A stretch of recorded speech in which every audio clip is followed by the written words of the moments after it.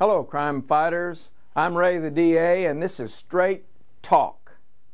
Well, the soft on crime crowd at the Pew Foundation in D.C. is at it again, and they've apparently sold their too many people in prison scam and that to the decision makers in Oregon. Oregon's prosecutors are questioning just who should be classified as low risk to reoffend.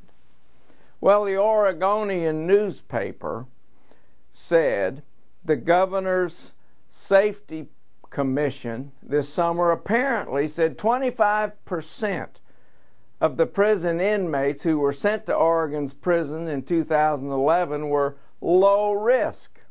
That's fairly typical of the claims we hear all the time from this soft on crime crowd at the Pew Foundation. They're always trying to convince us that we're wasting money and committing injustice by locking up people who neither need to be in prison or anything else. Don't be fooled by these folks.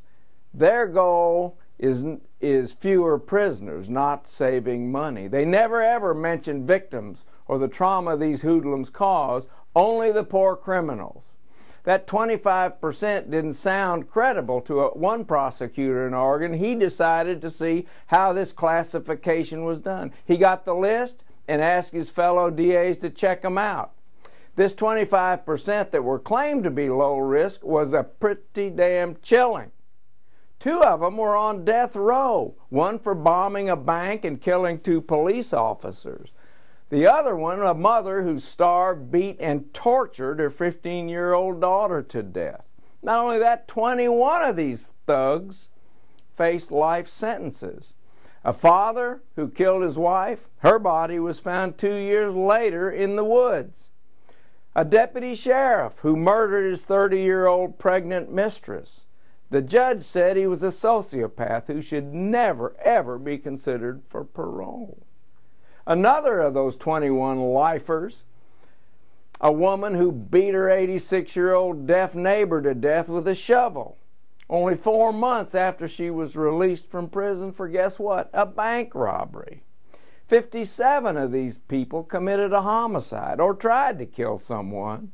78 of them assaulted someone, many in cases of domestic violence. 53 of these 25% low-risk characters had committed robberies. These thugs had been deemed low risk based on their new actuarial tool that Oregon adopted that's being used to determine an offender's likelihood of committing a new crime.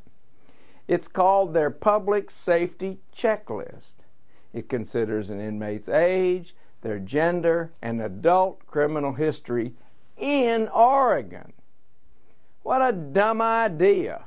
A risk classification system that doesn't even consider whether a criminal has committed crimes in other jurisdictions or committed crimes as a juvenile. It doesn't consider offenders' out-of-state federal or juvenile convictions when making decisions about whether a convicted criminal goes to prison or is put back on the street. One critic of this low-risk evaluation process used a great analogy.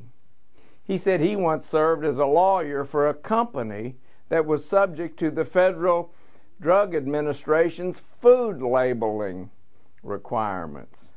He said that if his company had mislabeled a product the way the Oregon Criminal Justice Commission mislabels low-risk offenders, his entire company would have been shut down. This mislabeling criminals is a very, very serious matter. Misclassifying criminals so they are released when they really should still be locked up can kill innocent people. Oregon's classification system is a fraud. Frauds like this have to be exposed. Unfortunately for Kentucky, that classification system is already in place in our states thanks to the Pew Foundation and their apostles in our legislature.